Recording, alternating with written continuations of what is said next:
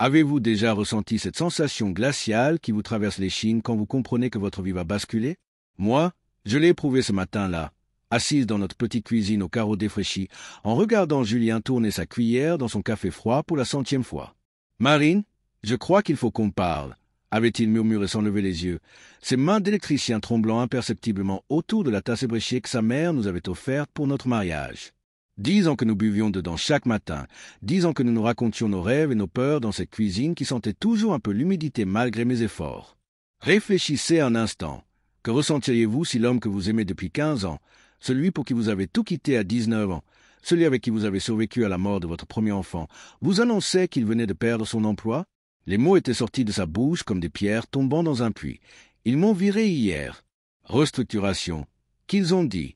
22 ans de service, et ils m'ont donné 1 heure pour vider mon casier. J'avais posé ma main sur la sienne, sentant les cales formées par des années à manipuler des câbles électriques. Ces mêmes mains qui m'avaient caressé la veille au soir avec tant de tendresse. On va s'en sortir, Jules. On s'en sort toujours. Mais au fond de moi, une petite voix cruelle chuchotait déjà la vérité. À 43 ans, avec un CAP d'électricien dans une région où les entreprises ferment les unes après les autres, Julien ne retrouverait pas facilement. Pas à son âge. Pas avec la concurrence des jeunes diplômés qui acceptent n'importe quel salaire. Notre appartement de 3 pièces dans la résidence Les Mimosas, un nom ridiculement optimiste pour ce bar d'immeubles grises des années 70, nous coûtait déjà 800 € par mois. Mon salaire d'aide-soignante à la maison de retraite Sainte-Marie suffisait à peine à couvrir la moitié de nos charges. Sans le salaire de Julien, nous étions foutus. Je me souviens de ces premières journées, quand il est resté en pyjama jusqu'à 14 heures, fixant la télévision sans vraiment la regarder. Les nouvelles parlaient de la crise, du chômage qui grimpait, des entreprises qui délocalisaient. Chaque reportage semblait s'adresser directement à nous, comme si le journaliste nous pointait du doigt en disant « Voilà les nouveaux pauvres de France ». Tu sais ce qui me tue le plus, m'avait-il confié ce soir-là, alors que nous étions couchés dans l'obscurité, c'est que Rémi Castillon était là quand ils m'ont annoncé la nouvelle. Il m'a regardé avec cette pitié dans les yeux. Tu te rends compte? Rémi Castillon qui me plaint. Rémi Castillon. Ce nom allait devenir une obsession pour Julien, et bientôt un poison pour notre couple. Rémi était le directeur régional d'Electronor, l'entreprise qui venait de licencier mon mari. Un homme de 50 ans, divorcé, qui habitait une villa avec piscine dans le quartier résidentiel de Sainte-Geneviève. Julien et lui avaient commencé leur carrière ensemble, à la même époque, dans la même boîte. Sauf que Rémi avait eu l'intelligence ou la chance de faire des études d'ingénieur en cours du soir. Si j'avais fait comme lui, si j'avais pris des cours, répétait Julien chaque soir, en regardant les factures s'accumuler sur la table de la cuisine. Les premières semaines, j'ai gardé espoir. Julien envoyait des CV, se rendait aux entretiens avec son costume bleu marine, le seul qu'il possédait, acheté pour notre mariage. Il revenait à chaque fois avec le même sourire forcé. Ils vont me rappeler. Mais les rappels ne venaient jamais. 1 mois, 2 mois, 3 mois, Pôle emploi nous versait des indemnités dérisoires. J'avais pris des heures supplémentaires, mais mes jambes ne supportaient plus ces journées de 12 heures à courir dans les couloirs de la maison de retraite. Le soir, je m'effondrais sur le canapé, trop épuisé pour préparer un vrai repas, trop inquiète pour dormir correctement. C'est à cette époque que les disputes ont commencé. Tu pourrais au moins faire le ménage pendant que je me crève au boulot, lui avais-je lancé un soir, en découvrant la vaisselle sale qui traînait depuis le matin. Et toi, tu pourrais arrêter de me faire culpabiliser. Tu crois que c'est facile pour moi? Nous qui ne nous étions jamais disputés, nous qui formions ce que nos amis appelaient le couple parfait, nous commencions à nous déchirer pour des broutilles. L'argent manquait, les nerfs craquaient, et l'amour semblait s'éroder jour après jour sous le poids des soucis. Un soir de novembre, alors que la pluie tambourinait contre les fenêtres de notre salon, Julien m'a regardé avec des yeux que je ne lui connaissais pas. Des yeux vides, résignés. Marine, je crois que je vais finir par accepter n'importe quoi. Le poste d'agent de sécurité chez Carrefour, ou même quoi? Rémi m'a appelé aujourd'hui. Mon cœur s'est arrêté. Rémi Castillon? Pourquoi? Il m'a dit qu'il pourrait peut-être me pistonner pour un poste d'électricien chez un de ses partenaires. Mais, Julien a baissé les yeux. Il veut qu'on aille dîner chez lui samedi soir. Tous les deux. Il a dit que ça ferait partie de... Comment il a dit déjà? Ah oui, de l'évaluation globale. Quelque chose dans sa voix ne collait pas. Une gêne, une hésitation qui ne lui ressemblait pas. Mais j'étais tellement soulagé à l'idée qu'il puisse retrouver du travail que je n'ai pas creusé. Bien sûr qu'on va y aller. C'est une chance incroyable. Jules. Il a hoché la tête, mais son sourire était crispé. Oui, une chance. Ce soir-là, en me couchant, j'étais presque heureuse. Enfin, une lueur d'espoir dans notre tunnel. Rémi Castillon allait peut-être sauver notre couple, notre vie, notre avenir. Si j'avais su à quel point je me trompais, si j'avais su que ce dîner du samedi allait déclencher une spirale dont nous ne sortirions jamais indemnes. Mais comment aurais-je pu deviner que Rémi Castillon ne s'intéressait pas du tout aux compétences professionnelles de mon mari? Chapitre 2. Quand les masques commencent à tomber. Vous êtes-vous déjà demandé à quel moment précis l'innocence meurt? Moi, je peux vous dire exactement quand la mienne s'est éteinte. Samedi 23 novembre, 19h47, devant le portail en fer forgé de la villa de Rémi Castillon. Julien avait insisté pour que je mette ma robe noire, celle que je ne sortais que pour les grandes occasions. Il faut faire bonne impression. Marine. C'est important. Ses mains tremblaient en nouant sa cravate, la même qu'il portait aux enterrements. Une cravate de circonstances graves. La villa de Rémi se dressait au bout d'une allée de gravier blanc, illuminée par des projecteurs qui lui donnaient des allures de château. 2 étages, une véranda, un garage pour 3 voitures. Tout l'opposé de notre petit appartement au Mimosa. En sonnant à l'interphone, j'ai senti Julien se raidir à côté de moi. « Monsieur et Madame Moreau, entrez, entrez !» La voix de Rémi grésillait dans le haut-parleur, enjouée, presque trop amicale. « Réfléchissez. N'avez-vous jamais eu cette intuition, ce pressentiment que quelque chose ne tournait pas rond, sans pouvoir mettre le doigt dessus? C'est exactement ce que j'ai ressenti en franchissant cette porte. Rémi nous attendait dans le hall d'entrée, vêtu d'un pantalon en lin et d'une chemise blanche ouverte. Pas de cravate, pas de veste. Décontracté, chez lui, en position de force. Il a embrassé ma joue un peu trop longtemps, sa main s'attardant sur mon épaule. « Marine, enfin je rencontre la femme qui a su garder notre Julien toutes ces années. » Notre Julien, comme s'il lui appartenait déjà. « Rémi, merci de nous recevoir, » ai-je répondu en souriant, jouant le jeu de la politesse. Mais quelque chose dans son regard me mettait mal à l'aise. Une intensité, une façon de me détailler de la tête aux pieds comme s'il m'évaluait. La maison était un temple du bon goût bourgeois, parquet en chais massif, meubles de designer, tableaux abstraits au mur. Dans le salon, une cheminée crépitait, créant une ambiance faussement intime. Sur la table basse, une bouteille de champagne millésimée attendait dans un seau argenté. « Asseyez-vous, mettez-vous à l'aise. »« Julien, tu prends toujours du whisky, non ?»« Oui, merci. » Mon mari semblait pétrifié, perdu dans ce décor qui ne lui ressemblait pas. Moi, je me contentais du champagne que Rémi me servait en me regardant droit dans les yeux. « Alors, Marine, Julien me dit que vous travaillez dans le médical ? » « Je suis aide-soignante à la maison de retraite Sainte-Marguerite. »« Ah, le contact humain. C'est admirable. Vous devez avoir, comment dire, une grande capacité d'écoute, de dévouement. » Pourquoi insistait-il sur ces mots? Pourquoi ce sourire en coin? Le dîner s'est déroulé dans la salle à manger, éclairé par un lustre en cristal. Rémi avait fait appel à un traiteur, saumon fumé, magret de canard, tarte aux poires. Des mets que nous ne mangions jamais, faute de moyens. À chaque bouchée, je pensais au prix de ce repas qui équivalait à une semaine de course pour nous. Julien m'a expliqué votre situation, a déclaré Rémi en découpant sa viande. C'est terrible, ce qui s'est passé. Vraiment injuste. Un électricien de votre talent? Mon mari a rougi. Rémi, tu sais bien que je suis loin d'être irremplaçable. Détrompez-vous. J'ai gardé un œil sur votre dossier. Vos évaluations étaient excellentes. Aucun accident du travail en 22 ans, une ponctualité irréprochable. J'écoutais, de plus en plus perplexe. Si Julien était si compétent, pourquoi l'avait-on licencié? Et pourquoi Rémi, qui était dans la direction, n'avait-il rien fait pour l'empêcher? Le problème, voyez-vous, continuait Rémi en me lançant un regard appuyé, c'est que le marché du travail est devenu très, disons, personnel. Les entreprises ne se contentent plus des compétences techniques. Elles cherchent des collaborateurs qui savent s'adapter, qui acceptent certaines flexibilités. Quel genre de flexibilité? Ai-je demandé, sans réfléchir. Le silence qui a suivi était épais, électrique. Rémi a posé ses couverts et s'est penché vers moi. « Marine, puis-je vous parler franchement ?» J'ai hoché la tête, sentant mon estomac se nouer. J'ai une proposition pour Julien. Un poste de chef d'équipe chez Électricité Nouvelle, une filiale que je supervise. 3 200 € net par mois, plus les primes. Un CD, bien sûr. Julien a failli s'étrangler avec son vin. 3 200 €. C'était plus qu'il n'avait jamais gagné, même après 22 ans d'ancienneté. Rémi, c'est inespéré. Qu'est-ce que tu attends de moi en échange? La question était naïve, presque touchante. Mon mari, dans sa générosité naturelle, imaginait probablement qu'il devrait travailler 2 fois plus ou accepter des horaires impossibles. Rémi s'est levé, a fait le tour de la table et s'est planté derrière ma chaise. Ses mains se sont posées sur mes épaules et j'ai senti son souffle dans mes cheveux. Ce que j'attends, Julien, c'est simple. J'aimerais, comment dire, développer une relation plus étroite avec votre famille. Ses doigts ont effleuré ma nuque et j'ai eu un mouvement de recul instinctif. Mais il a maintenu sa prise, délicatement mais fermement. Marine est une femme remarquable, a-t-il murmuré. Intelligente, dévouée, loyale.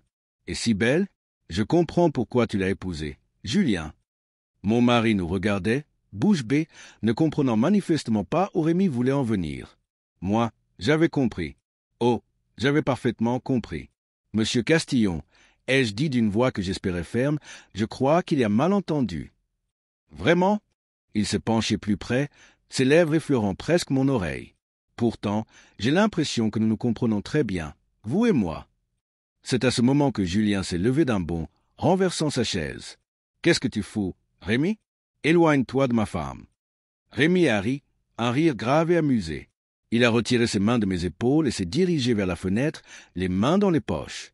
Julien, toujours aussi impulsif. Asseyez-vous, s'il vous plaît. Laissez-moi vous expliquer les règles du jeu. Quelles règles? De quoi tu parles? Du monde réel, mon vieux. Du monde où les choses ont un prix. Vous voulez que je vous trouve un emploi? Parfait. Mais en échange, j'aimerais profiter de la compagnie de votre épouse. Rien de définitif, bien sûr. Juste, disons, quelques soirées, de temps en temps. Des dîners en tête-à-tête, peut-être un week-end ici ou là. Ma main a claqué sur sa joue avant même que j'ai eu le temps d'y réfléchir. Le bruit a résonné dans la salle à manger comme un coup de fouet. Espèce de porc, ai-je hurlé. Pour qui vous me prenez? Rémi a porté sa main à sa joue, mais il souriait toujours. Pour une femme intelligente, Marine. Une femme qui comprend que parfois, il faut faire des sacrifices pour ceux qu'on aime. Julien s'est approché de moi, le visage décomposé. Marine, on s'en va. Tout de suite. Bien sûr, a acquiescé Rémi avec un calme olympien. Prenez le temps de réfléchir. Mais n'attendez pas trop longtemps. Le poste chez Électricité Nouvelle ne restera pas libre éternellement. Et puis, il s'est tourné vers moi avec ce sourire qui me donnait envie de vomir. J'ai d'autres cordes à mon arc pour convaincre les gens récalcitrants. Nous sommes partis sans un mot de plus, claquant la porte derrière nous. Dans la voiture, Julien tremblait de rage et d'humiliation. Ce salaud, ce putain de salaud. Comment il ose? Moi, j'étais dans un état second. Choqué, révolté, mais aussi troublé. Pas par la proposition de Rémi, elle me dégoûtait, mais par autre chose. Par le regard de Julien quand Rémi avait annoncé le salaire. Par cette lueur d'espoir que j'avais vu briller dans ses yeux, même après la révélation du prix à payer. Jules, ai-je murmuré, dis-moi que tu ne réfléchis pas à sa proposition. Il a serré le volant si fort que ses jointures ont blanchi. Bien sûr que non. Tu me prends pour qui? Mais il n'a pas croisé mon regard. Et dans ce silence, dans cette fraction de seconde d'hésitation, j'ai su que notre calvaire ne faisait que commencer. Car le lendemain matin, en me réveillant, j'ai trouvé Julien assis à la table de la cuisine, fixant une enveloppe posée devant lui. Une enveloppe avec le logo d'Électricité Nouvelle. Chapitre 3. Quand l'espoir devient poison. Combien de fois avez-vous dit « jamais » avec une conviction absolue, pour découvrir plus tard que ce mot ne pesait rien face à la nécessité. Moi, j'ai appris cette leçon amère un mardi matin de décembre en ouvrant cette maudite enveloppe. « Tu l'as ouverte » ai-je demandé à Julien, qui n'avait pas bougé de sa chaise depuis que je m'étais levé. « Non, je t'attendais. » Ses mains tremblaient imperceptiblement, et j'ai compris qu'il mentait. Il l'avait déjà lue, cette lettre. Plusieurs fois, probablement. Ses yeux gonflés me disaient qu'il n'avait pas fermé l'œil de la nuit. J'ai déchiré l'enveloppe d'un geste sec. À l'intérieur, une feuille à en-tête d'Électricité Nouvelle et agrafée derrière, un chèque. Un chèque de 5 000 €. « Madame Moreau, disait la lettre, suite à notre entrevue de samedi dernier, permettez-moi de vous présenter ces propositions révisées. Le poste proposé à votre mari reste disponible aux conditions évoquées. Le chèque ci-joint constitue une avance sur les premiers mois de salaire versée à titre de geste de bonne volonté. Bien à vous, Rémi Castillon. PS. J'attends votre appel avant jeudi. Après cette date, le poste sera pourvu autrement. 5 000 €. De quoi payer 3 mois de loyer d'avance, rembourser nos dettes, acheter de quoi manger correctement. Une fortune pour nous qui conscions ce bal depuis des mois. Il se fout de nous, ai-je murmuré, mais ma voix manquait de conviction. Julien s'est levé pour faire chauffer son café. Un geste machinal pour éviter de me regarder. Marine, on a reçu la lettre de la banque hier. Quelle lettre? Celle qui annonce la saisie. Si on ne règle pas les arriérés avant le 15 janvier, ils nous expulsent. Le sol s'est dérobé sous mes pieds. La saisie? Comment en étions-nous arrivés là?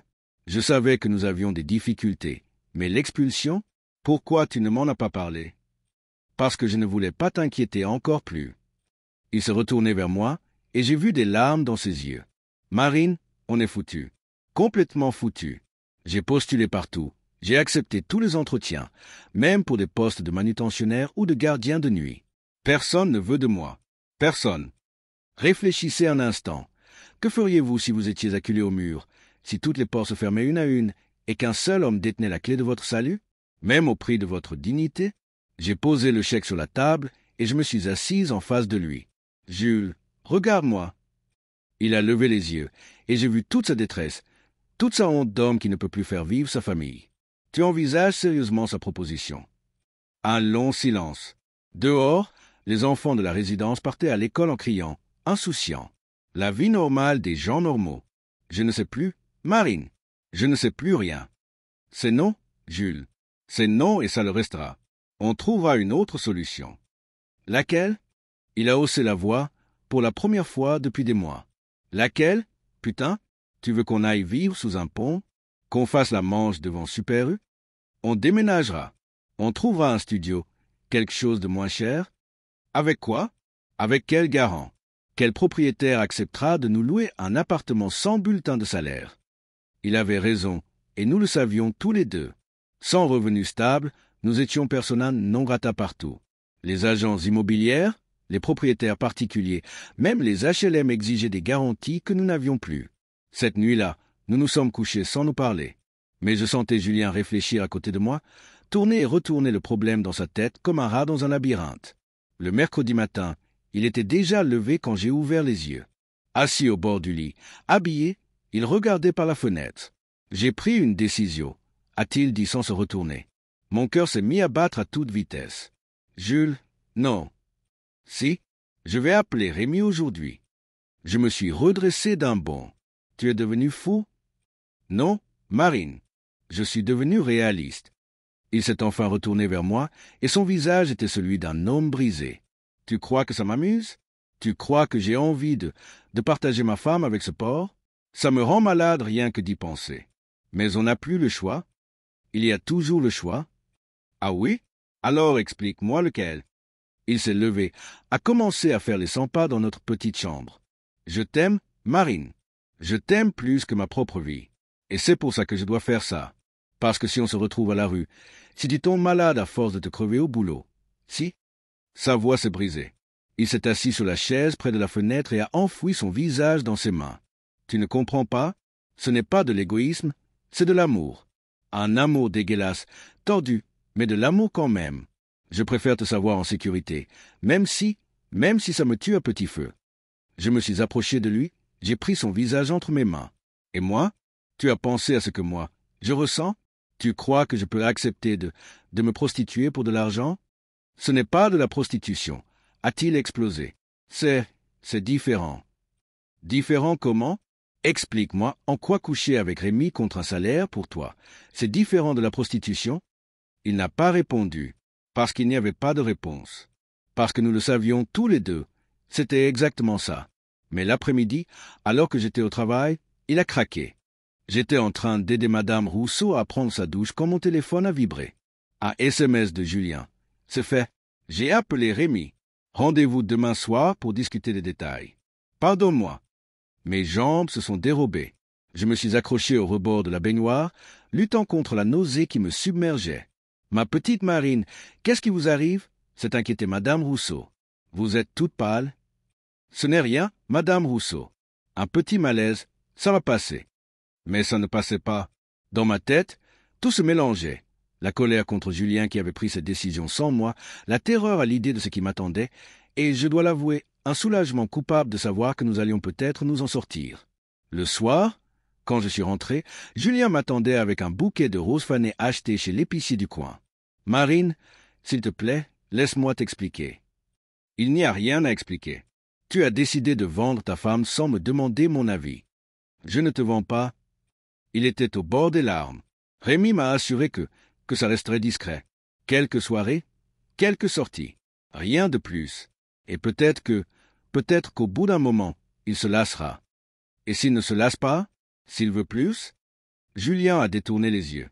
On verra à ce moment-là. Cette nuit-là, nous avons fait l'amour pour la première fois depuis des semaines. Un amour désespéré, douloureux, avec le goût amer de l'adieu. Parce que nous savions tous les deux qu'après-demain, nous ne serions plus les mêmes. Le jeudi soir, Rémi nous attendait dans un restaurant chic du centre-ville. Costume sur mesure, montre en or, sourire carnassier. Il a commandé du champagne avant même que nous soyons assis. Alors, Julien, vous avez réfléchi. Oui. La voix de mon mari était à peine audible. J'accepte. Nous acceptons. Rémi s'est tourné vers moi. Marine, vous confirmez? J'ai regardé Julien, si vulnérable, si cassé, et j'ai compris que je n'avais pas le droit de lui infliger ça en plus de tout le reste. Je confirme. Parfait. Rémi a levé sa coupe. À notre association. Puis il a sorti une enveloppe de sa poche intérieure. Voici votre contrat de travail, Julien, à signer dès lundi. Et Marine, il m'a tendu une carte de visite dorée. Mon numéro privé. Appelez-moi samedi. Nous organiserons notre premier rendez-vous. En rentrant chez nous ce soir-là, nous étions officiellement sauvés. Julien avait un emploi. Nous allions pouvoir payer nos dettes, garder notre appartement. Alors pourquoi avais-je l'impression d'avoir signé un pacte avec le diable? Chapitre 4. La première chute. Savez-vous ce que c'est que de se réveiller en sachant que votre vie d'avant est morte? Moi, je l'ai découvert ce samedi matin, en fixant le plafond de notre chambre, incapable de bouger, incapable de penser à autre chose qu'à ce coup de téléphone que je devais passer. Julien était parti faire des courses, ou plutôt, il avait fui l'appartement pour ne pas avoir à me regarder composer le numéro de Rémi. Depuis jeudi soir, nous évitions soigneusement de parler de ce qui allait se passer, comme si le silence pouvait rendre la chose moins réelle. La carte de visite de Rémi trônait sur ma table de nuit, dorée et obscène. Rémi Castillon, directeur régional.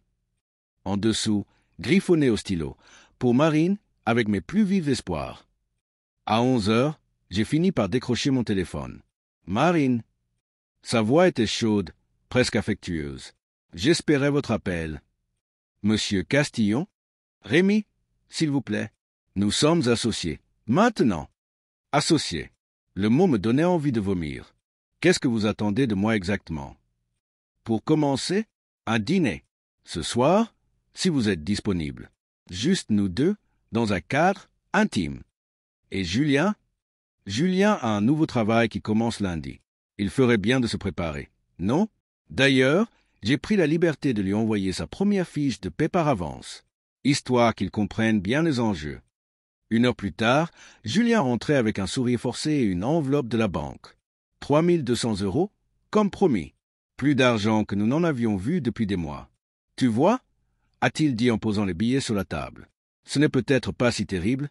Finalement, Rémi est un homme d'affaires. Il honore ses engagements. Réfléchissez, comment un homme peut-il se convaincre que l'argent justifie tout? Comment peut-il sourire en rangeant les billets qui paient la chair de sa femme? Jules, on peut encore arrêter. Rendre l'argent, chercher autre chose? Autre chose? Il s'est retourné vers moi et j'ai vu une lueur que je ne lui connaissais pas. Une lueur dure, amère. Tu sais combien j'ai envoyé de CV ces derniers mois? 93. Tu sais combien de réponses positives j'ai eues? 0. Marine, on a 43 ans. On n'est plus sur le marché des jeunes diplômés qui acceptent n'importe quoi. Et alors, on s'en sortira autrement. Comment? En vendant quoi? On n'a rien. Pas de maison, pas d'économie, pas d'héritage qui nous attend. Il a attrapé les billets et les a brandis devant moi. Ça, c'est notre seule chance. Notre seule putain de chance de rester digne. Digne. Le mot résonnait étrangement dans sa bouche. Ce soir-là, Je me suis préparé comme pour un enterrement. Robe noire, maquillage discret, parfum, celui que Julien préférait, par ironie du sort. Dans le miroir de la salle de bain, j'ai croisé le regard d'une étrangère. Une femme qui s'apprêtait à trahir 15 ans de mariage pour 3 000 € par mois. Rémi m'avait donné rendez-vous au Petit Coq, un restaurant gastronomique de la vieille ville. L'endroit où les notables célébraient leurs affaires, leurs promotions, leur divorce. Je ne m'y étais jamais rendu, trop cher pour notre budget. Il m'attendait à une table isolée, près de la cheminée. Costume gris anthracite, chemise blanche impeccable. Beau homme, je dois l'admettre. Le genre d'homme qui aurait pu séduire n'importe quelle femme sans avoir à payer pour ça. Marine, vous êtes ravissante. Il s'est levé pour m'embrasser la joue, sa main effleurant ma taille. Un geste possessif. Déjà, asseyez-vous, j'ai commandé du champagne. Du Krug, j'espère que vous aimez? Je ne bois pas beaucoup. Ce soir, vous devriez. Ça aide à se détendre. Le dîner s'est déroulé dans une ambiance faussement décontractée. Rémi parlait de tout et de rien, ses voyages d'affaires, ses projets d'investissement, sa passion pour la voile, comme s'il s'agissait d'un rendez-vous galant normal. Moi, je répondais par monosyllabes, l'estomac noué, comptant les minutes. À chaque gorgée de champagne, je pensais à Julien, seul dans notre appartement, en train de regarder la télé en faisant semblant que sa femme n'était pas en train de dîner avec son futur amant. Vous êtes très silencieuse, Marine. Je ne sais pas quoi dire. Dites-moi ce que vous ressentez. De la honte, du dégoût, de la colère. Il a ri, pas méchamment, presque avec tendresse. C'est normal, mais ça passera.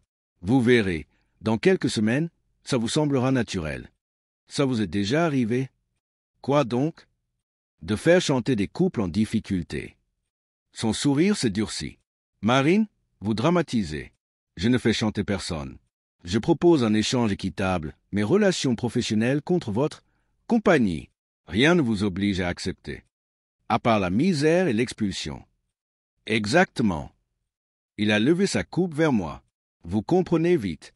J'aime ça. Vers la fin du repas, il a posé sa main sur la mienne. Marine, j'aimerais que vous compreniez une chose. Je ne suis pas un monstre. Je ne vais pas vous violer ou vous faire subir des choses dégradantes. Je veux juste de la tendresse, de l'affection, quelqu'un qui s'occupe de moi. Vous pourriez vous marier, trouver quelqu'un qui vous aime vraiment. L'amour? Il a haussé les épaules. L'amour, c'est éphémère. L'argent, c'est durable. Au moins, avec notre arrangement, nous savons où nous en sommes. Pas d'hypocrisie, pas de faux sentiments. Et Julien, comment vous pouvez lui faire ça? Vous étiez amis. Nous sommes toujours amis. D'ailleurs, je vais veiller sur lui, sur sa carrière. Dans quelques années, avec mes recommandations, il pourra prétendre à un poste de cadre. Nous sortons tous gagnants de cet accord. Après le dessert, il a réglé l'addition 200 €, l'équivalent de ma paie hebdomadaire, et s'est levé. Venez, je vous raccompagne. Je peux rentrer seul. Marine, sa voix était devenue plus ferme. Vous allez apprendre à ne plus me contrarier sur les petites choses. Ça nous évitera des tensions inutiles. Dans sa voiture, une BMW noire au siège en cuir, il a mis de la musique classique. Chopin, je crois. Ses mains sur le volant étaient soignées, manucurées. Des mains d'homme qui n'avaient jamais connu la callosité du travail manuel. Il s'est arrêté devant un hôtel du centre-ville. Le Continental, 4 étoiles. Qu'est-ce qu'on fait là? J'ai pris une suite. Pour nous. Mon cœur s'est mis à battre la chamade. Je ne suis pas prête. Pas ce soir. Marine, regardez-moi. J'ai tourné la tête vers lui. Dans la pénombre de l'habitacle, ses yeux brillaient d'une détermination froide. Votre mari a signé son contrat ce matin. La période d'essai est de 3 mois. S'il ne donne pas satisfaction. Vous n'oseriez pas? Oh que si. Et croyez-moi, après un licenciement pour faute grave, il ne retrouvera plus jamais rien. Alors, vous montez avec moi, et nous faisons connaissance plus, intimement. J'ai fermé les yeux, serrant les poings. Dans ma tête, j'entendais la voix de Julien. Ça nous évitera des tensions inutiles. Exactement les mêmes mots. D'accord, mais soyez patient avec moi. Bien sûr, ma chérie. Nous avons tout notre temps. La suite était somptueuse. Salon avec vue sur la cathédrale, chambre avec un lit king size, salle de bain en marbre. Rémi a commandé du champagne au room service et s'est installé dans le canapé. Venez vous asseoir près de moi. J'ai obéi, raide comme un piquet. Il a passé son bras autour de mes épaules, et j'ai senti son parfum cher, masculin, étranger. Détendez-vous, Marine. Je ne suis pas pressé. Ses mains ont commencé à caresser mes cheveux, mon cou. Ses lèvres ont effleuré ma tempe, puis ma joue.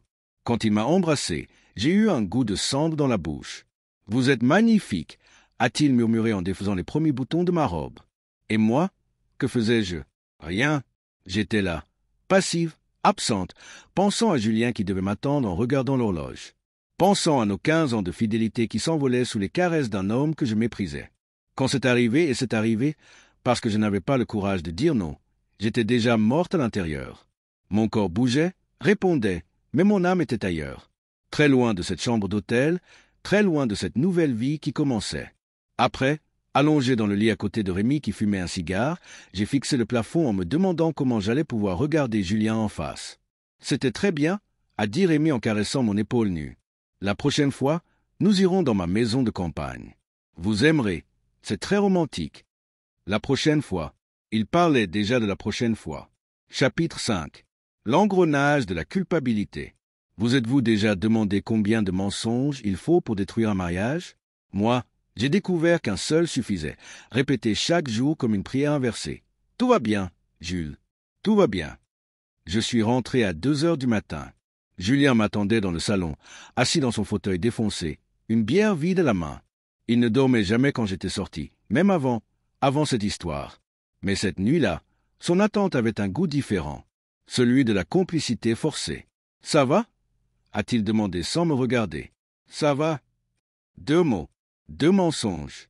Le début de notre descente aux enfers. Je suis allé directement sous la douche, frottant ma peau jusqu'à la rendre rouge, essayant de faire disparaître l'odeur de Rémi, son parfum, la sensation de ses mains sur moi. Mais certaines souillures ne partent pas à l'eau chaude et au savon. Elles s'incrustent dans l'âme. Quand je suis ressorti, Julien était couché, dos tourné. Nous nous sommes allongés chacun d'un côté du lit, comme 2 étrangers. Dans l'obscurité, j'entendais sa respiration irrégulière.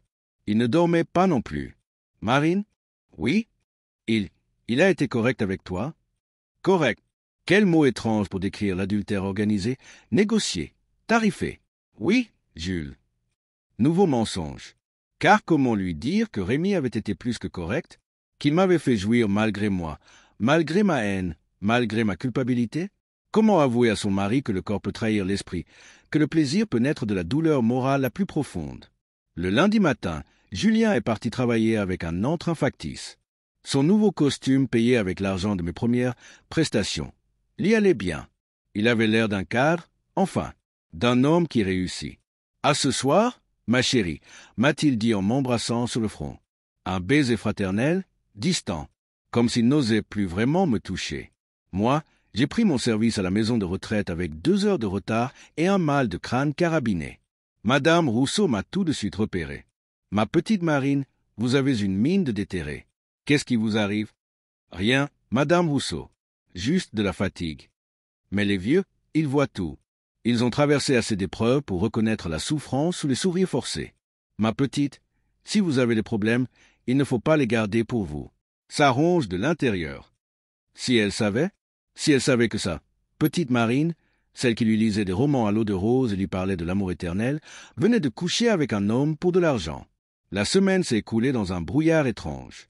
Julien partait au bureau, il avait un bureau. Maintenant, avec son nom sur la porte, rentrait avec des histoires de chantier, de clients satisfaits, de promotions possibles. Il souriait, parlait de l'avenir, faisait des projets. Tu sais quoi, Marine? Rémi pense que dans 2 ans, je pourrais devenir chef de secteur. Imagine, moi, chef de secteur. Réfléchissez. Comment un homme peut-il parler avec enthousiasme de l'avenir professionnel que lui offre l'amant de sa femme? Comment peut-il oublier le prix payé pour cette réussite? Jeudi soir, Rémi m'a appelé. « Ma chérie, j'espère que vous allez bien. Que voulez-vous? Vous voir? Demain soir, j'ai quelque chose de spécial prévu. Je ne peux pas. Julien sera là. Justement, j'ai pensé qu'il serait temps qu'il comprenne mieux notre arrangement. Mon sang s'est glacé. Qu'est-ce que vous voulez dire? Venez tous les 2 dîner à la maison. Vers 20 heures. Rémi, non. S'il vous plaît. Marine, ma chérie, vous oubliez notre accord. Et puis, Julien a eu une excellente semaine au bureau. Il mérite bien une petite récompense. Non? Il a raccroché avant que je puisse protester. Je suis resté là, le téléphone à la main, comprenant que nous venions de franchir un nouveau cap dans l'horreur. Le vendredi soir, Julien était presque excité à l'idée de retourner chez Rémi. Tu te rends compte, Marine? Il nous invite chez lui. Comme des amis. Des amis.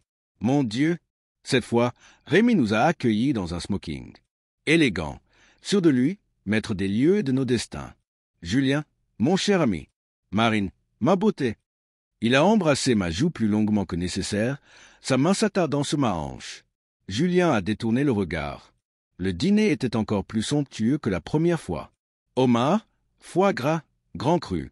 Rémi jouait au parfait amphitryon, racontant des anecdotes, faisant rire Julien avec des histoires du bureau. Vous savez, Marine, votre mari est un collaborateur remarquable. Ponctuel, efficace, discret. Toutes les qualités que j'apprécie. Discret, le mot était lourd de sous-entendu. Après le dessert, Rémi s'est levé. Julien, j'ai quelque chose à vous montrer dans mon bureau. Un projet qui pourrait vous intéresser. Mon mari a suivi docilement, laissant seul avec Rémi. Non, ce n'était pas possible. Il ne pouvait pas être aussi naïf. Mais si. Quelques minutes plus tard, Rémi est revenu seul. Où est Julien? Il regarde les plans dans mon bureau. Il y en a pour un moment. Il s'est approché de moi, a caressé mes cheveux. Nous avons un peu de temps devant nous. Non, pas ici. Pas avec lui dans la maison. Si, Marine. Ici maintenant. Sa voix était douce mais implacable. Il a pris ma main, m'a entraîné vers l'escalier. Votre mari comprend très bien la situation. Vous savez, nous en avons parlé au bureau. Il sait ce qu'il doit à notre partenariat. Dans la chambre à l'étage, Rémi m'a déshabillé lentement, méthodiquement. Et moi, je me suis laissé faire, pétrifié par l'idée que Julien était juste en dessous, en train de regarder des plans d'électricité pendant que sa femme couchait avec son patron. Vous êtes encore plus belle que la dernière fois, murmurait Rémi en m'allongeant sur son lit. Et pendant qu'il me faisait l'amour, car c'est ainsi qu'il appelait ça, faire l'amour, j'entendais la voix de Julien au rez-de-chaussée, qui parlait au téléphone. Ma voix forte, enthousiaste. Il appelait probablement sa mère pour lui raconter sa promotion, sa nouvelle vie, son avenir radieux. Après, en me rhabillant, j'ai croisé mon reflet dans le miroir de la chambre. Une femme décoiffée, les lèvres gonflées, les yeux vides. Une étrangère. Marine, a dit Rémi en rajustant sa cravate, j'espère que vous comprenez que c'est comme ça que les choses vont se passer désormais. Plus de cachotterie, plus de mensonges. Votre mari et moi, nous sommes des hommes adultes. Nous savons ce que nous faisons. Quand nous sommes redescendus, Julien était toujours penché sur les plans, mais ses mains tremblaient imperceptiblement. Il savait, bien sûr qu'il savait. Alors, ce projet vous intéresse? A demandé Rémi comme si de rien n'était. Oui, beaucoup. Merci de me faire confiance. Dans la voiture, sur le chemin du retour, nous n'avons pas échangé un mot. Mais quand Julien s'est garé devant notre immeuble, il a posé sa tête sur le volant et s'est mis à pleurer. « Pardonne-moi, Marine. Pardonne-moi. Je suis un lâche, un salaud. Jules. Non. Laisse-moi parler. » Il s'est redressé, les yeux rouges. Je sais ce qui s'est passé là-haut. Je le sais, et je n'ai rien fait. Rien. J'étais là, à regarder des putains de plans électriques pendant que... Tu n'avais pas le choix. Si, j'avais le choix. J'aurais pu monter, casser la gueule à ce porc, récupérer ma femme et foutre le camp. Mais j'ai pensé au boulot, à l'argent, à notre avenir. J'ai choisi l'argent plutôt que ta dignité. Il avait raison. Et c'était ça, le plus douloureux. Il avait parfaitement raison. Cette nuit-là, pour la première fois depuis 15 ans, nous avons fait chambre à part. Julien s'est installé sur le canapé, et moi, je me suis couché seul dans notre lit conjugal. En fermant les yeux, j'ai compris que nous venions de passer un point de non-retour. Que désormais, nous étions 3 dans ce mariage, Julien, moi et Rémi. Chapitre 6. Quand l'habitude devient prison. Connaissez-vous la différence entre survivre et vivre? Moi, je l'ai apprise au fil des mois qui ont suivi, quand notre existence est transformée en une pantomime soigneusement orchestrée par Rémi Castillon. 6 mois que je couchais avec lui 2 fois par semaine. 6 mois que Julien enchaînait les promotions et les augmentations. 6 mois que nous faisions semblant d'être heureux. Marine, tu as vu? Julien brandissait fièrement sa nouvelle fiche de paie. 4 200 €. Rémi m'a nommé responsable des grands comptes. 4200 €. Le prix de ma chaire avait augmenté avec l'ancienneté. Nous avions déménagé dans un 3 pièces du centre-ville avec parquet et moulure. Julien avait acheté une voiture neuve, une Renault Mégane gris métallisé qu'il astiquait tous les dimanches. Nous mangions au restaurant une fois par semaine, nous partions en week-end sur la côte. Nous vivions enfin comme un couple de classe moyenne. Et nous étions plus malheureux que jamais. Réfléchissez. Peut-on construire le bonheur sur la trahison? Peut-on savourer un confort acquis au prix de son âme? Rémi avait ses habitudes, ses exigences, ses petites manies. Le mardi soir, dîner en tête-à-tête dans des restaurants chics. Le samedi après-midi, escapade dans sa maison de campagne près de Compiègne. Parfois, quand l'envie lui prenait, un déjeuner d'affaires dans son bureau, la porte fermée, les stores baissés, pendant que ses employés travaillaient à quelques mètres. « Ma chérie, vous devenez de plus en plus belle », me disait-il en déboutonnant mon chemisier sur le cuir de son fauteuil directorial. « L'argent vous va bien. » Il avait raison. Avec mes nouveaux vêtements, mes soins chez l'esthéticienne, mes cheveux refaits chez le coiffeur du Faubourg Saint-Antoine, j'étais transformé, plus élégante, plus sophistiquée. Une autre femme. Mais cette femme-là n'était pas moi. C'était sa création, sa galanterie personnelle, façonnée selon ses goûts et ses fantasmes. Au bureau de la maison de retraite, mes collègues me regardaient avec envie. « Dis donc, Marine, ton mari gagne bien sa vie maintenant. Tu as vu comme tu es belle. Il paraît qu'il est devenu cadre supérieur. Vous partez en vacances aux Seychelles? Mon Dieu, quelle chance! La chance. Elles appelaient ça la chance. Julien, lui, s'enfonçait dans un rôle de mari complaisant qui me brisait le cœur. Il rentrait du bureau avec des anecdotes sur Rémi. Tu sais ce qu'il m'a dit aujourd'hui? Parlait de lui avec une déférence qui frisait la vénération. Rémi pense que je pourrais diriger la filiale de Reims l'année prochaine. Tu te rends compte, Marine? Directeur? Moi? Comment lui expliquer que chaque promotion était un nouveau clou dans le cercueil de notre mariage?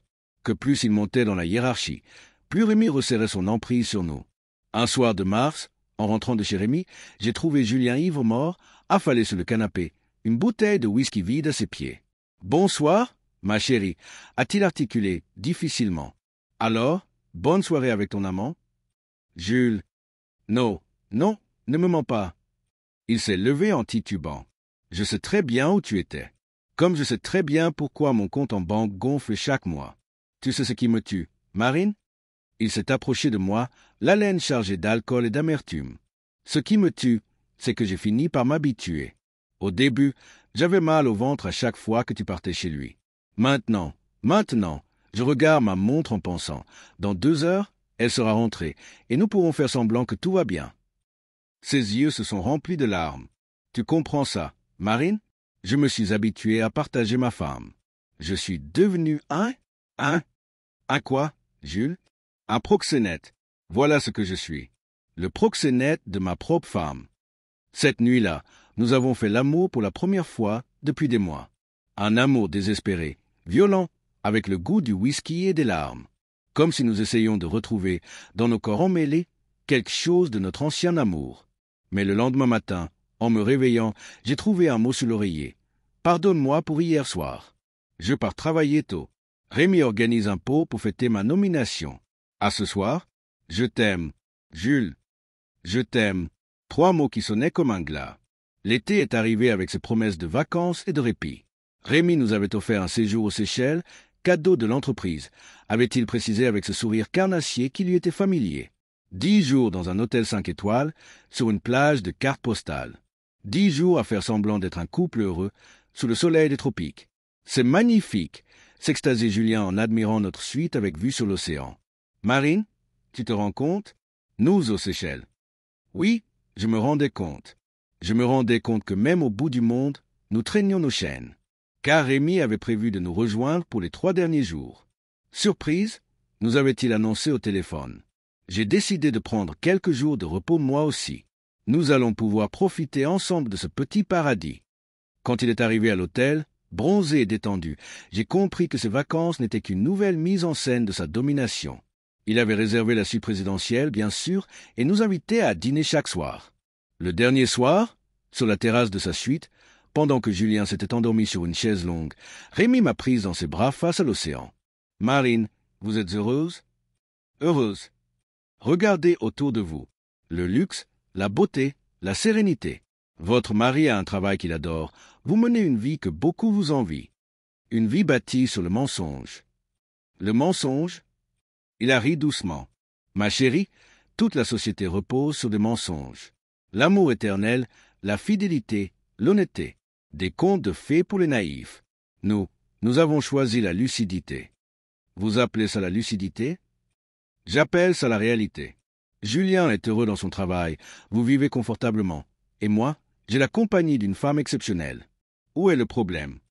Cette nuit-là, il m'a fait l'amour sur la terrasse, sous les étoiles des Seychelles, pendant que mon mari dormait à quelques mètres.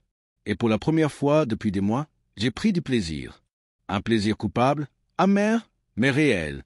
En rentrant en France, j'ai compris que nous avions franchi un nouveau seuil. Rémi ne se contentait plus de m'acheter, il me transformait. Il faisait de moi sa chose, sa créature, sa complice. Et le plus effrayant, c'est que j'avais de moins en moins la force de résister. Un soir d'automne, en me regardant dans le miroir de notre nouvelle salle de bain carrelage italien, robinetterie dorée, achetée avec l'argent de ma prostitution, j'ai eu une révélation terrible. La femme qui me fixait dans la glace, avec ses bijoux et ses vêtements de luxe, avec son sourire parfait et son regard vide, cette femme-là n'était plus Marine Moreau, l'aide-soignante des Mimosas. C'était Marine Castillon, l'autre femme de Rémi, sa maîtresse attitrée, entretenue, domestiquée. Et qu'elle, par au fond de moi, une petite voix chuchotait une vérité que je n'osais pas m'avouer. Cette nouvelle vie, malgré toute sa noirceur, était peut-être plus supportable que l'ancienne. Chapitre 7. Le réveil des monstres endormis. Avez-vous déjà assisté à l'effondrement complet d'un être humain? Moi, je l'ai vu dans les yeux de mon mari un matin de janvier, quand tout notre château de cartes s'est écroulé d'un coup. Cela faisait 1 an. 1 an que nous vivions cette mascarade, que nous prospérions financièrement pendant que nos âmes pourrissaient. 1 an que je partageais mon corps entre 2 hommes, que Julien encaissait les promotions comme autant de gifles déguisées. Marine, j'ai une surprise pour toi, m'avait annoncé Julien ce vendredi soir, les yeux brillants d'un enthousiasme qui ne le trompait plus depuis longtemps. Rémi nous invite à passer le week-end dans sa nouvelle propriété en Normandie. Il a acheté un manoir du XVIIIe siècle. Un manoir, bien sûr.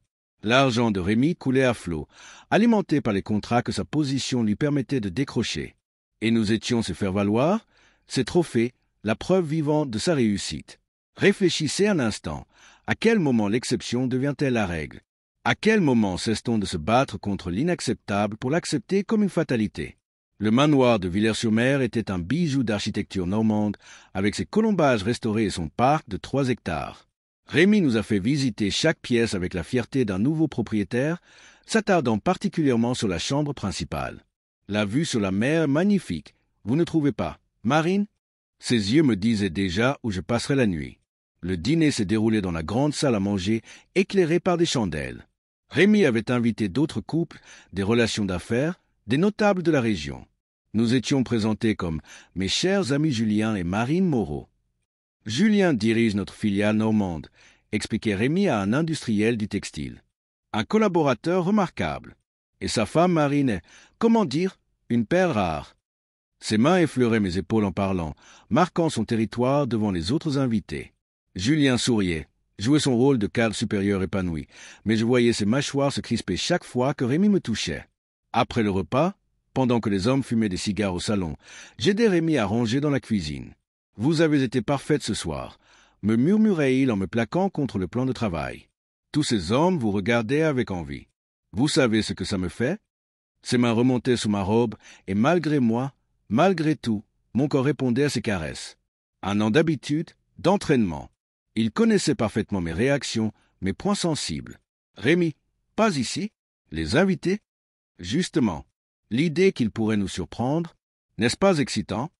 Il m'a prise là, debout contre l'évier, brutalement, possessivement, pendant que les rires de ses invités résonnaient dans la pièce d'Axe en grave côté. Et moi, je me suis mordu les lèvres pour ne pas crier de plaisir. Quand nous sommes revenus au salon, les cheveux un peu décoiffés, Julien nous a regardés avec cette expression que je commençais à bien connaître. Un mélange de résignation et de dégoût de soi. Cette nuit-là, dans la chambre d'amis que nous partagions, Julien et moi, nous nous sommes couchés sans nous parler. Mais vers 3 heures du matin, j'ai senti qu'il pleurait silencieusement à côté de moi. « Jules, tu jouis avec lui, n'est-ce pas ?» La question m'a frappé comme une gifle. « Quoi ?» Tu jouis avec lui. Ne me mens pas, Marine. Ça se voit. Ta façon de bouger quand vous revenez. Tes yeux. Tu prends du plaisir avec ce porc. Comment répondre? Comment avouer à son mari que oui, effectivement, mon corps avait appris à répondre à un autre homme, que la culpabilité et le dégoût pouvaient coexister avec le plaisir physique.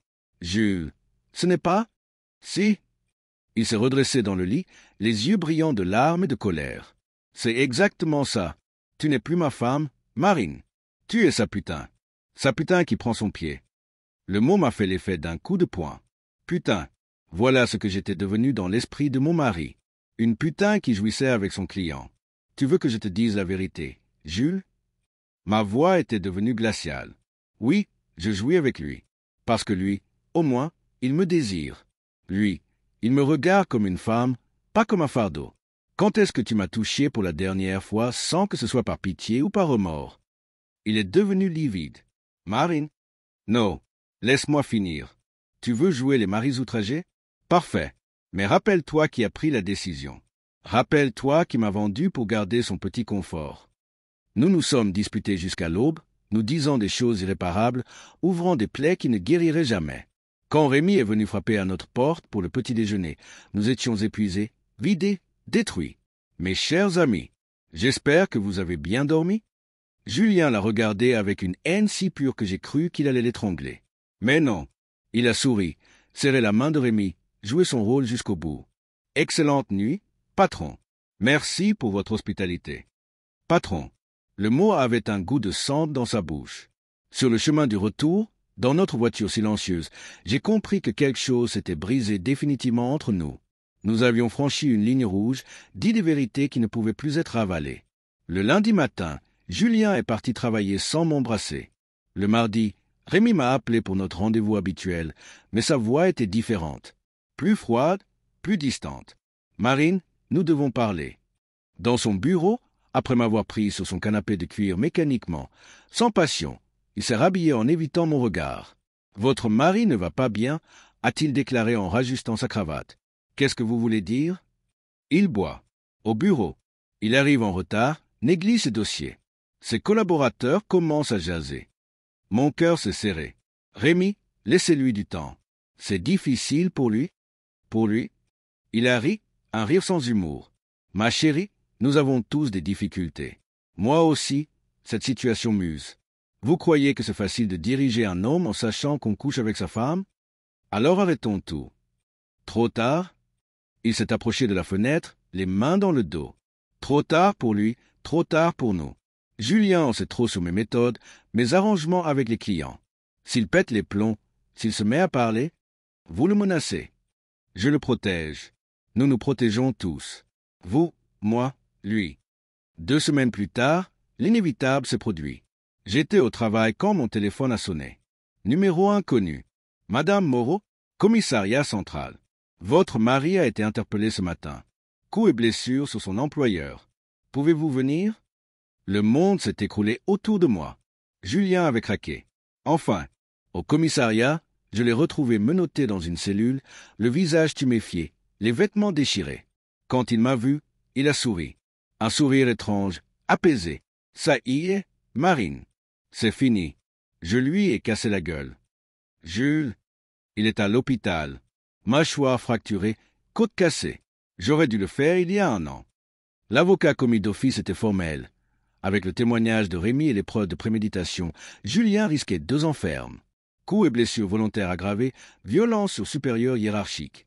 Votre mari pourra peut-être négocier avec sursis s'il plaide la dépression, m'a-t-il expliqué.